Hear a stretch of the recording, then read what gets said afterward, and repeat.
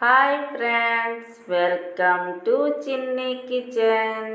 ఈరోజు పొట్టి మిరపకాయలతో బజ్జీలు చేయబోతున్నా. Evening snacks పొట్టి మిరపకాయలతో మిరపకాయ బజ్జీ, అలాగే ఆనియన్ పకోడీ.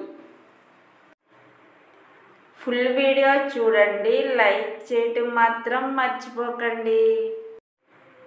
4 ఆనియన్స్ ఇలా పొడవుగా కట్ చేసుకోవాలి. కొద్దిగా కొత్తిమీర, 2 పచ్చిమిర్చి కట్ చేసి వేసుకోవాలి. 1 కప్పు శనగపిండి, టేస్ట్కి తగినంత సాల్ట్ వేసుకోవాలి. 1 స్పూన్ కారం వేసుకోవాలి. కొద్దిగా వంట సోడా వేసుకోవాలి. 1 స్పూన్ వాము వేసుకోవాలి.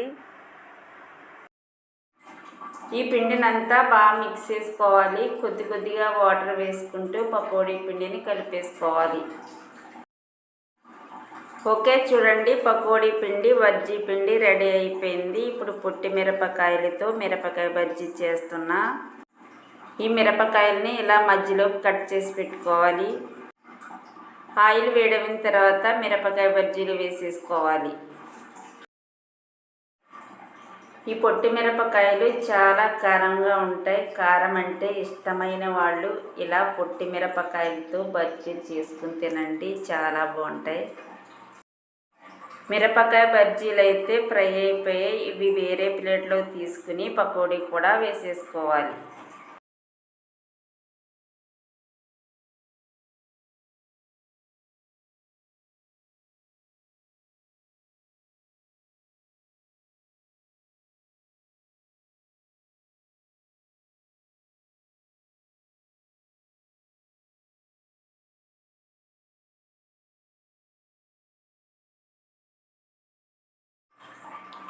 ఓకే, చూడండి, పకోడీ కూడా ఫ్రై అయిపోయింది. ఇవి కూడా వేరే ప్లేట్లో తీసుకుని మిగతాయి కూడా ఇలానే వేసేసుకోవాలి.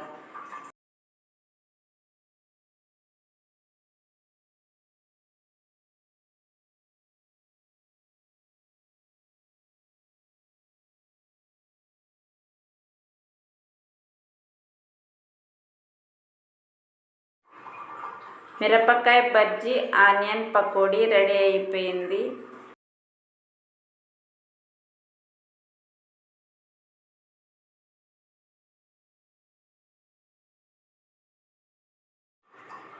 మిరపకాయ బజ్జీలో ఆనియన్ ముక్కలు, కొత్తిమీర చల్లుకుని తింటే చాలా బాగుంటుంది. మిరపకాయ బజ్జీలు చూస్తుంటే ఎప్పుడు తినేయాలా అనిపిస్తుంది. ఇప్పుడైతే టేస్ట్ చేసి చెప్తా. వావ్, కారంగా చాలా టేస్టీగా ఉన్నాయి. మా రెసిపీస్ మీకు నచ్చినట్లయితే లైక్ చేయండి, షేర్ చేయండి, సబ్స్క్రైబ్ చేయండి. Bye friends.